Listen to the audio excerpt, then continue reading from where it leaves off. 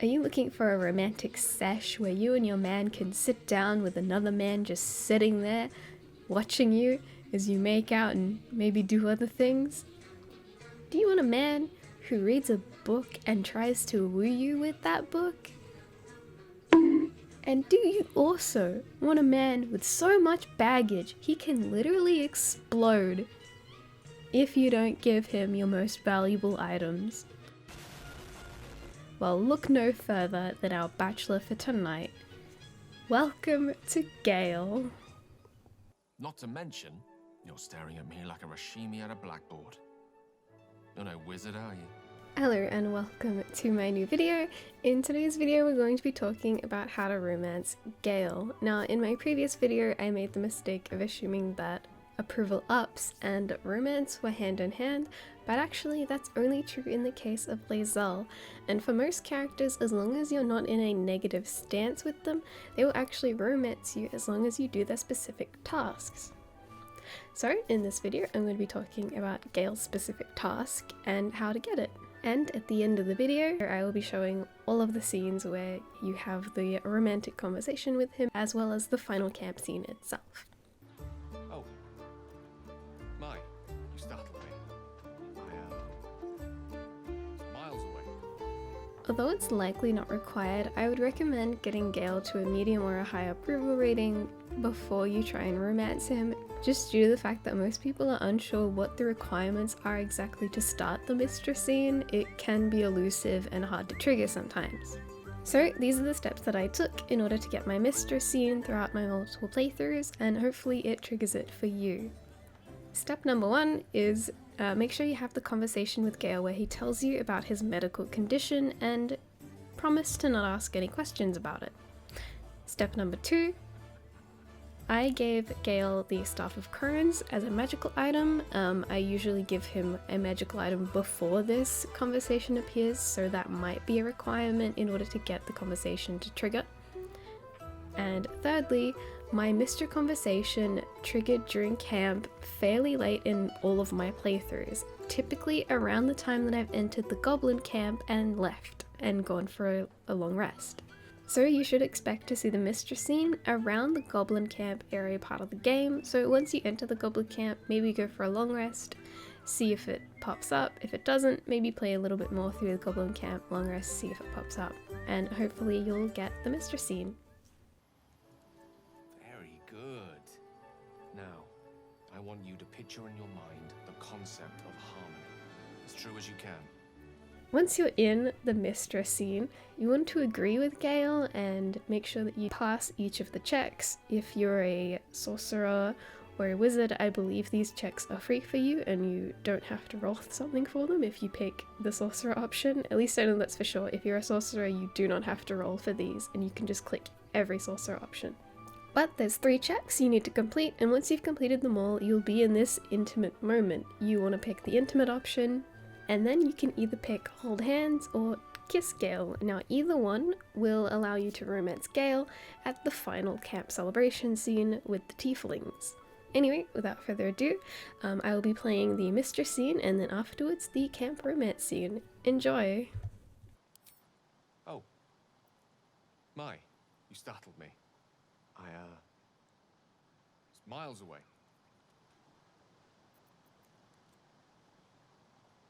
No reason, really. I was just practicing an incantation.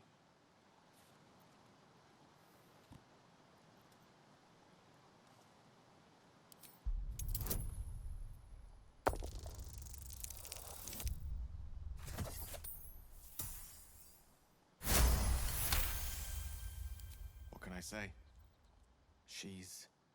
She's Mistress. Can't quite describe it, the need I sometimes feel to see her to draw the filaments of fantasy into existence. No sculpture or painting could ever do her justice, only the fabric that she herself is and embodies. The weave. Mistress is all magic. As far as I'm concerned, she is all creation.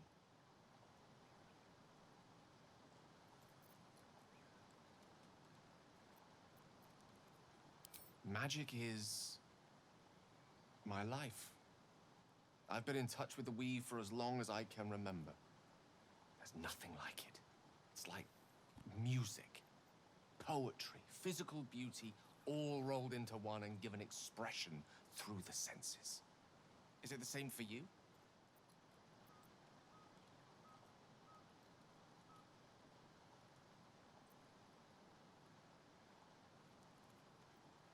Yes, as raw and ancient as the veins of Bahamut.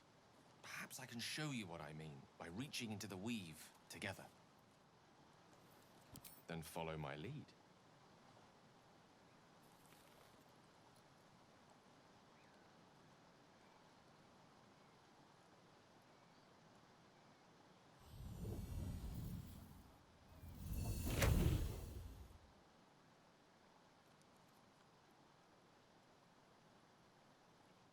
Now you.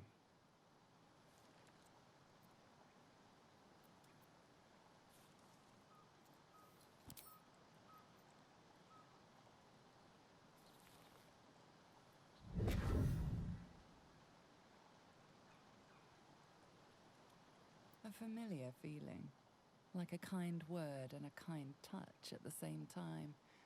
It's warm and comfortable. Excellent. Now, repeat after me. Athran Mistraril Kantrak Eo.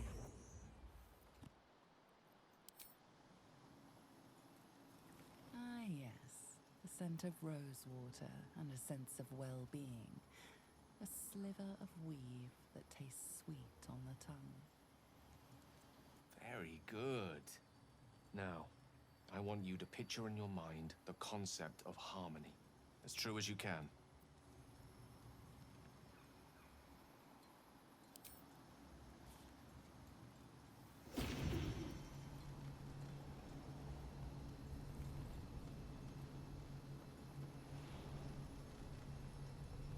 You see, or is it sense, the unmistakable presence of Mistra, the Lady of Mysteries.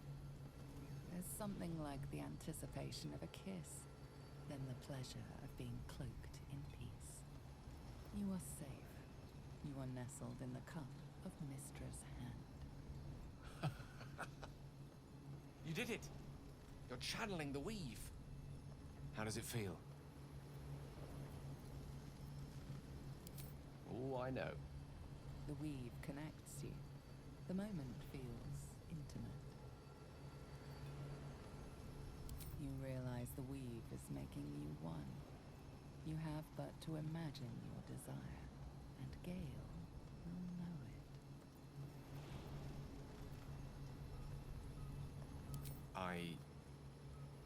I didn't think. You perceive quick-fire gusts of embarrassment, trepidation, and finally, elation. Sorry, I wasn't expecting. But it is a pleasant image, to be sure. Most pleasant, in fact. Most welcome. The weave evaporates, and as it does so, you realize the night feels suddenly cold and lonesome. There it goes. How easily things slip away from us, no matter how hard they were in the obtaining. Good night. I enjoyed sharing a moment of magic with you. Thank you. There's that confidence I like. I thank you for seeking me out. Amidst all this merriment, I wasn't sure we'd have a chance to speak this evening. I wasn't sure we'd have a chance to make merry, just the two of us.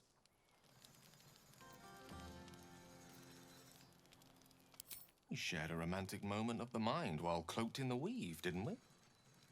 And I seem to recall a fond allusion to that moment afterwards. Allow me to make the following proposition. There's a book that circulates in Ulm, detailing the first 1,000 nights of a newlywed king and queen. They turned everything they did into an art. The art of conversation. The art of taste, time-honored and newly acquired. The art of the body. The exploration and acceptance of the self and the other. The art of the night itself. I say we take a page from their book. Forget the book, then. Let's be blank slates on blank sheets. Delightfully new. What do you say? That's because I'm full of delights. We'll let the night run its course, and when everything is quieting down, safe in the arms of sleep, I'll come by to find safety in yours.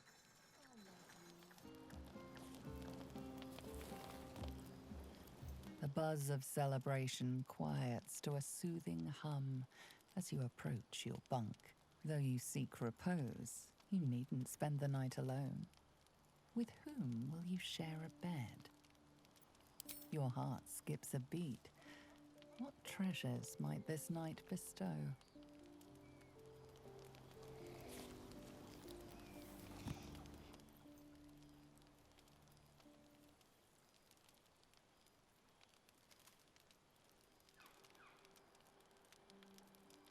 I love this time of night.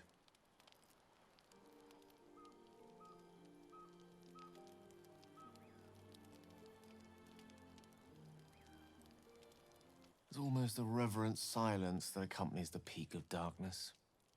You'd almost believe the dawn will never break.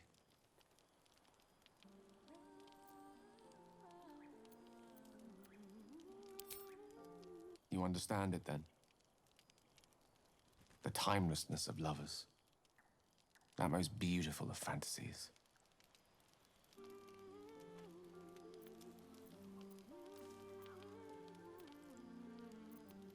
Almost.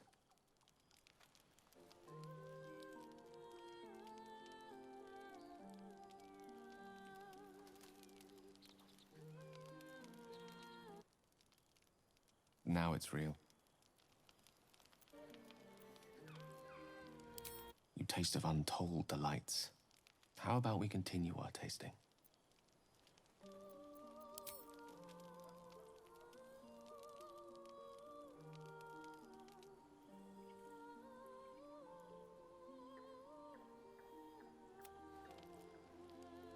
So much for the timelessness of lovers. It's all right. You look even more beautiful in the light. I'm sure I do. I know we have to get moving again soon, but before we part, I'd like to tell you something. I'd like to tell you a story. I hope it will be lovely still by the time we reach the end. It's a story full of answers long overdue. It is the story of a man who fell in love with a goddess. Thank you. Once upon a time, not quite that long ago, there lived a wizard in a tower.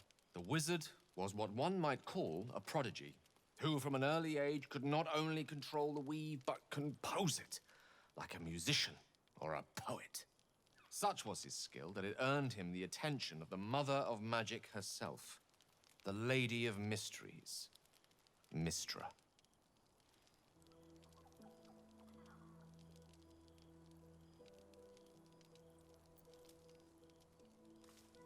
Love. Perhaps it was not quite love, but you see, the wizard was but a very young man. It was most certainly love to him. Mistress showed him the secrets beneath the veils. The gossamer veils first, draped across the weave. The delicate veils next, draped across her body. Chosen one, she whispered, and she slipped them off completely. Yes, until one day, all too soon, the whispers stopped. The goddess spurned the mortal. The veils were drawn once more, and the wizard was left behind, heartbroken. Poor wizard. Silly wizard, too. For he wouldn't take no for an answer. Like so many of the heartbroken, he did something infinitely foolish. One has to think big if one seeks to win back a goddess. So the wizard thought big.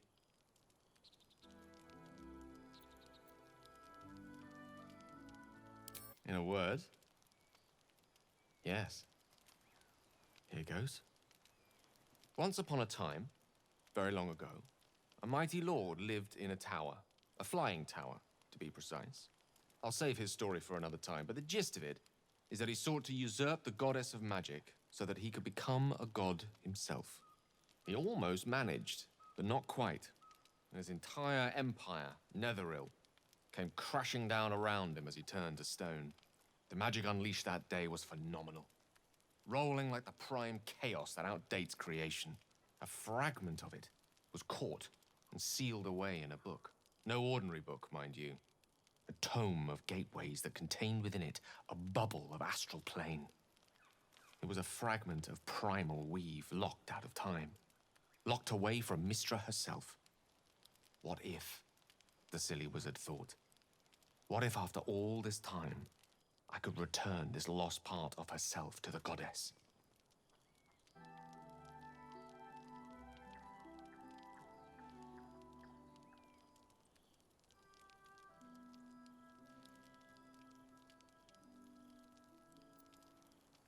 The answer was to try, and the outcome was to fail.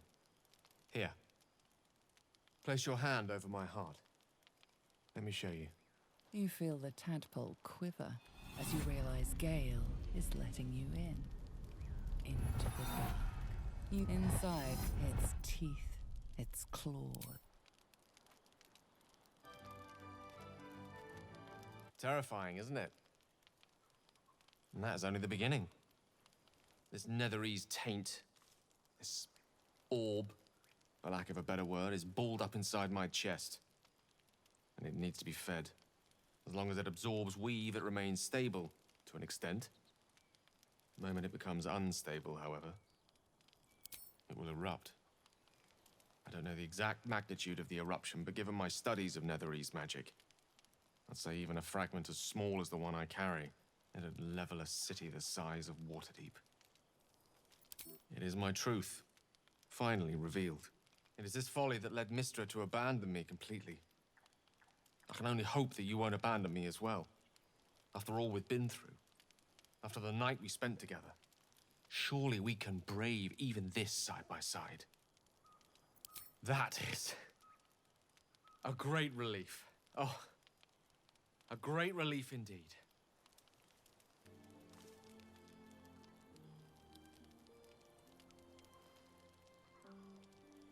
I don't know what I did to deserve the magic that you do. Many challenges lie ahead, but in this moment I believe nothing to be insurmountable. The road awaits. Shall we? Or do you have questions for me? I'll be honest with you. I don't know. She's my muse still, the embodiment of magic. But the embodiment of love? Only if we ever meet again will I know. You don't. And a great compliment that is, too. You are unique in your own right, and just as incomparable. Here's to us, and to brand new adventures. Fuck books. Books are for pussies. No. Go hit the gym.